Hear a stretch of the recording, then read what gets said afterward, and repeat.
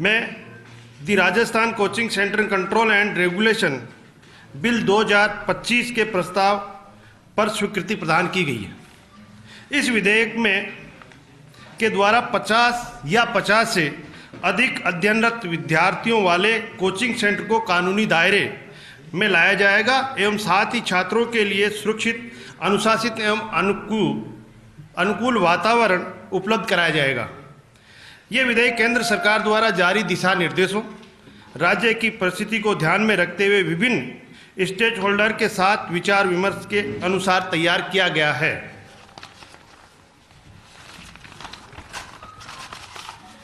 एक ग्रेजुएटी का लाभ 1 जनवरी 2024 से दे राज्य बजट वर्ष 2025-26 की घोषणा को पूरा करते हुए अब राज्य सरकार के कर्मचारियों को केंद्र सरकार के अनुरूप ही 1 जनवरी से बढ़ी हुई ग्रेजुएटी का लाभ दे होगा। इस प्रस्ताव को आज मंत्रिमंडल द्वारा अनुमोदित किया गया। इस संबंध में राजस्थान सिविल सेवा पेंशन नियम 1996 में संशोधन की गति 11 सितंबर को जारी अधिसूचना दिनांक 1 जनवरी 2024 से प्रभावी मानी जाएगी। उल्लेखनीय है कि राज्य सरकार ने पूर्व में ही केंद्र सरकार के अनुरूप रिटायरमेंट ग्रेजुएटी अथवा डेथ ग्रेजुएटी की अधिकतम सीमा 20 लाख से बढ़ाकर 25 लाख कर दी गई।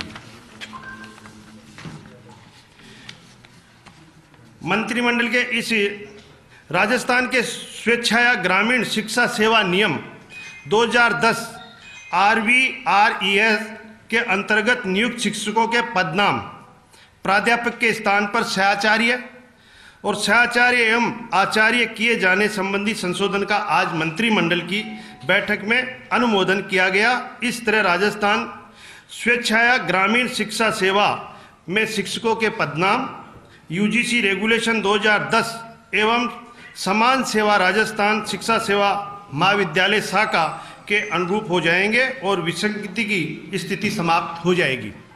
राजस्थान जिला ग्रेजुएट सेवा 1980 को विलोपित करने की स्वीकृति भी मंत्रिमंडल द्वारा दी गई है। जनशक्ति एवं गजेटियर विभाग वर्ष 2007 से समाप्त हो जाने के बाद इस सेवा नियम की आवश्यकता नहीं रह गई थी। राजस्थान अधिदत्त सेवा भर्ती और सेवा की अन्य शर्तें नियम 2001 में संशोधन कर हरिश्चंद्र माथुर राजस्थान राज्य लोक प्रशासन संस्थान जयपुर में स्वीकृति पद इलेक्ट्रीशियन का पदनाम इलेक्ट्रीशियन ग्रेड 1 एवं असिस्टेंट इलेक्ट्रीशियन का पद इलेक्ट्रीशियन ग्रेड 2 करने और इलेक्ट्रीशियन को कम प्रोजेक्ट ऑपरेटर का पद विलोपित करने का प्रस्ताव भी मंजूर किया गया है। Thank you.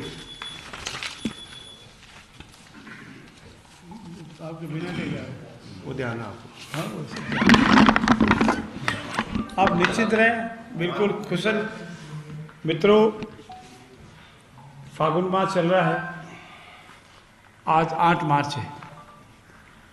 आज मेरे से समान उम्र की सभी बहनों, मेरे से अधिक उम्र की भी बहनों या माताओं और मेरे से कम उम्र की मेरी बेटियों को, सबको राजस्थान सरकार की ओर से, हमारे यशस्वी आदरणीय मुख्यमंत्री भजनलाल शर्मा की ओर से और हम सभी की ओर से आज हमारे महिला दिवस की आपको बहुत बहुत बधाई। और हमारी प्रभु से प्रार्थना है कि हमारे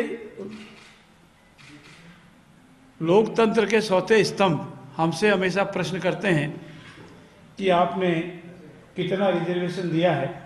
आज मैं महिला दिवस का उपयोग करते हुए मेरे सभी पत्रकार भाइयों से अनुरोध करूंगा कि वो भी अपने आप में आत्मावलोकन करें कि वो मेरी कितनी बहनों और बेटियों को आपके साथ बराबरी का दर्जा देकर यहाँ देखने की संख्या मुझे अगली बार और अधिक मिले, ऐसी प्रभु से प्रार्थना है। आपके परिवार में सब कुशल हो, राजस्थान आगे बढ़े, जिसमें आपका सहयोग हो। आज दूसरा बड़ा कार्यक्रम राजस्थान में हो रहा है, जो जयपुर में हो रहा है, बड़ा इवेंट्स है। और राजस्थान का सौभाग्य है कि शायद पहली बार ये 25वां आईफा जो हो रहा है वो जो जयपुर में हो रहा है, ये हम सब के लिए गर्व का विषय है। मित्रों, लोकतंत्र में पक्ष और विपक्ष हमेशा होता है, मत मतांतर भी हमेशा होते आए हैं, लेकिन ऐसे कार्यक्रमों में राजनीति लाना, जो कार्यक्रम सर्वजन हिताय है, लोकतंत्र के हिताय है और जिनकी सबकी सहमति से प्रारंभ होता है और बीच में जाकर के कहीं न कहीं किसी न किसी कारण से, शायद मैं उसको अंतर्कलह कहूँ या और कोई कारण कहूँ, बनावटी आधार बनाकर, पूर्ण रूप से बनावटी आधार बनाकर ऐसे कार्यक्रमों में नहीं आना, ये लोकतंत्र के लिए ठीक नहीं है।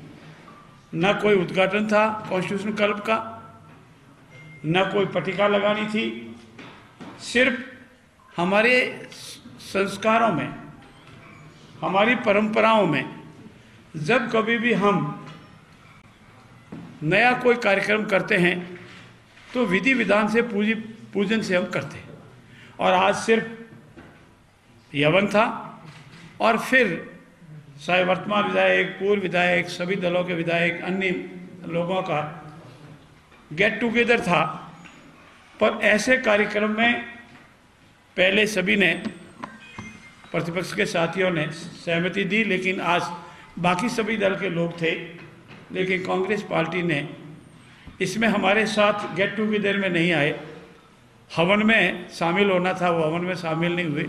मैं उसको ठीक नहीं समझता हूँ। मित्रों, आज हमारे यशस्वी मुख्यमंत्री जी की अध्यक्षता में कैबिनेट की बैठक थी और जैसा कि बार बार हमने आपसे निवेदन किया है कि हमारा प्रारंभिक फोकस जो हमारे युवाओं के साथ अन्याय हुआ, उनके मन और मस्तिष्क में जो गलत बात बैठी कि हमारे साथ धोखा हो रहा है और बेरोजगारों की जो संख्या बढ़ रही थी, और हमारा जो संकल्प था कि नहीं, हम बेरोजगारों को 5 वर्ष में 4 लाख सरकारी नौकरी देंगे और साथ ही साथ उनको रोजगार के अवसर उपलब्ध कराएंगे। इस संबंध में पूर्व में भी हमने पॉलिसी लाई और आज कौशल एवं नियोजन विभाग की एक और पॉलिसी लेकर आए। मित्रों, राजस्थान में प्रतिवर्ष 20 से 25 लाख हमारे बेरोजगार भाई जो रोजगार के योग्य होते हैं, जानकारी होती है, स्किल डेवलपमेंट होता है। इसीलिए कौशल नीति का लक्ष्य राज्य में समग्र कौशल इकोनॉमिस्ट बनाना है। राजस्थान कौशल नीति 2025 जो आज हमने मंत्रिमंडल में पारित की है, का उद्देश्य रीस्केलिंग, अपस्केलिंग और इंटरप्रेन्योरशिप को बढ़ावा देने हैं और नवीन अवसर हमारे जो भी बेरोजगार भाई कौशल है, जिसने कहीं भी इंजीनियरिंग की है, IIT की है या और कोई कौशल प्राप्त किया, उनको अवसर उपलब्ध हो। इसका जो मेन महत्व है वो इस परिप्रेक्ष्य में है कि युवा प्रभावी गुणात्मक कौशल विकास कार्यक्रमों के माध्यम से समाज में गति दे, विकास में भागीदार बने और साथ ही साथ कौशल प्रशिक्षण राजस्थान के युवाओं को, चाहे वो आर्थिक विकास से संबंधित हो, रोजगार सृजन से संबंधित हो, युवा सशक्तिकरण से संबंधित हो, समावेशी व सतत विकास से संबंधित हो, उद्यमिता को बढ़ावा देना हो, पारस्परिक कौशल का संवर्धन करना हो, सामाजिक समानता में सुधार करना हो और प्रवास में कमी करनी हो। हमारे पढ़े लिखे नौजवान बाहर नहीं जावे, हमारे प्रदेश या देश में ही उनको रोजगार मिले, ऐसा इसका मुख्य महत्व है।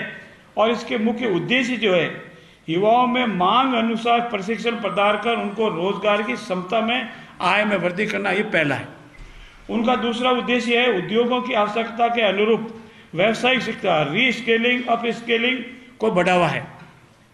और इसका तीसरा नवीनतम तकनीकी जैसे कृत्रिम बुद्धिमत्ता, आर्टिफिशियल इंटेलिजेंसी और साइबर सुरक्षा, साइबर सिक्योरिटी में युवाओं को प्रशिक्षित कर इंडस्ट्री को 4.0 हेतु कुशल कार्यबल तैयार कर ग्रीन जॉब सेक्टर में रोजगार सृजन उपलब्ध करवाना है।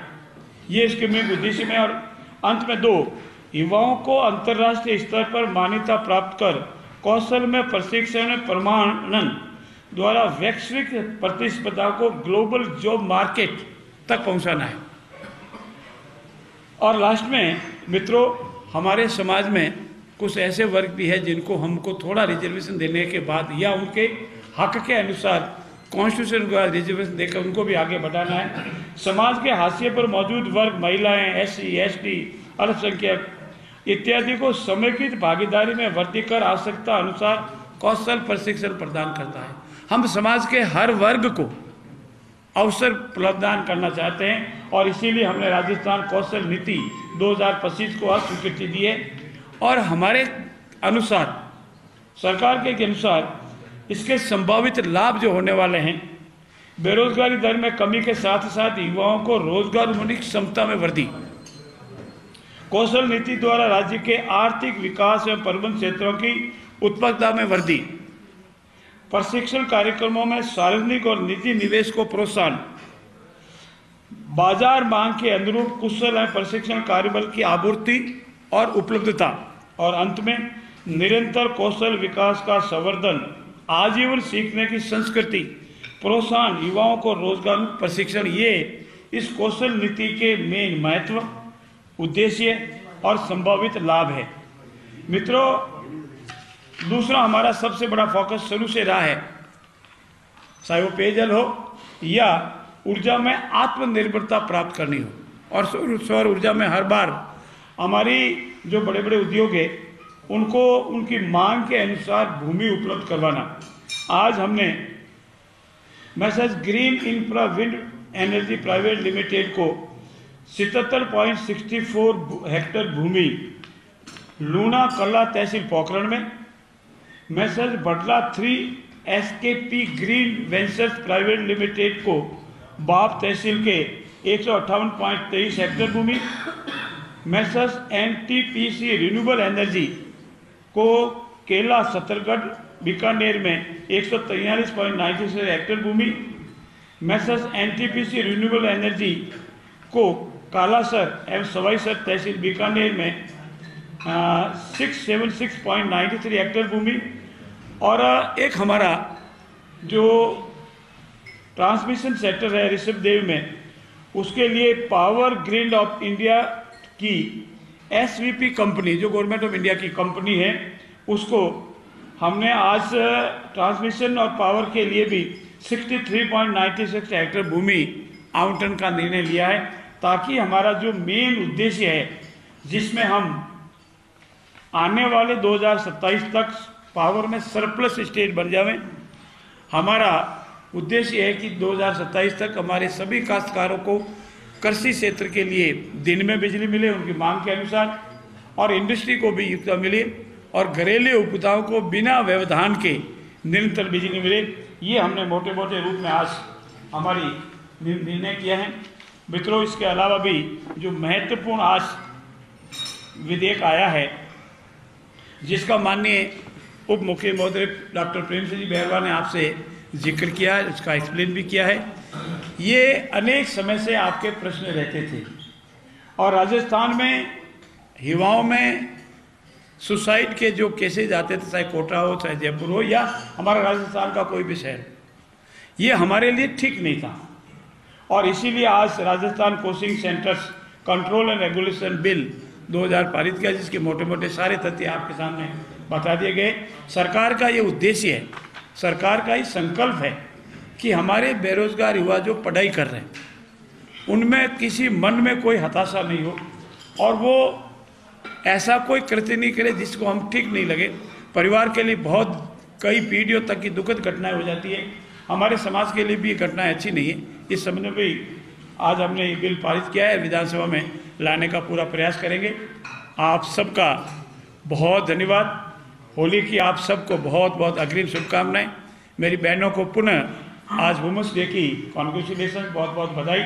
धन्यवाद मित्रों। ये जो जमीनें दी गई है वो किन किन शर्तों पे सरकार दी है जमीन? क्या बोले?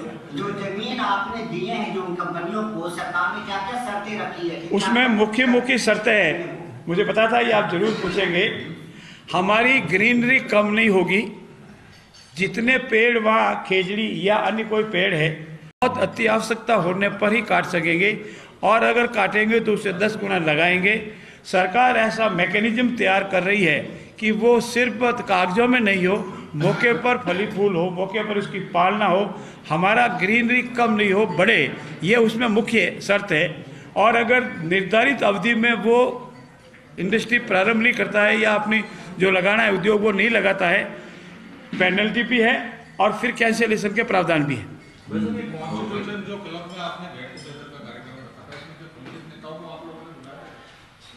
बिल्कुल बुलाया था, उनकी सहमति से कार्यक्रम हुआ था, वो हमारे सहभागी थे, कार्ड में उनका नाम भी था, परंतु जैसा मैंने प्रारंभ में बताया, कहीं न कहीं से किसी न किसी कारण से ऊपरी दबाव से यहाँ के हमारे स्थानीय जितने भी हमारे साथी है, विधानसभा के साथी है, वो नहीं चाहते थे, पर ऊपरी दबाव से हुआ इसको ज़्यादा। मैंने विधानसभा में कल कह दिया है, परिदृश्य बदला हुआ है, इंतजार कीजिए और ये कुछ आने वाले तूफान की पूर्व की शांति है। धन्यवाद। और कोई? हाँ जी, आत्महत्या रोकने के लिए बिल लेकर के आए, इसमें कोचिंग संस्थाओं पर किस तरह के प्रोविजंस रहेंगे, क्या फीस बीच में वापस हो सकेगी? देखिए मोटे मोटे रूप में पेनल्टी 2 लाख, फिर नहीं माने तो 5 लाख, उसके बाद नहीं मांगे तो उसका रजिस्ट्रेशन कैंसिल, और पेनल्टी रिकवरी की लैंड रेवेन्यू एक्ट के अनुसार लैंड रेवेन्यू मानते हुए रिकवरी, ये मोटे रूप में है। रजिस्ट्रेशन जो भी कोचिंग सेंटर अपना चलाना चाहेगा, रजिस्ट्रेशन भी कराएंगे। जिसका 50 से ज़्यादा विद्यार्थी होंगे उसका रजिस्ट्रेशन कराना अनिवार्य है, बिना रजिस्ट्रेशन कोई कोचिंग सेंटर नहीं चला सकता। बहुत बहुत धन्यवाद। संभावना पूरी इसी विधानसभा की है। धन्यवाद आप सबका। बहुत बहुत धन्यवाद माननीय उप मुख्यमंत्री जी प्रेमचंद बैरवा जी और जोगाराम पटेल जी का भी बहुत बहुत धन्यवाद। हमारे बीच में सुनील शर्मा जी जो DITR के कमिश्नर हैं वो भी उपस्थित हैं, और गिरीन जी का भी धन्यवाद। आप सभी का धन्यवाद। आप जाए पर आमंत्रित हैं। बहुत बहुत धन्यवाद।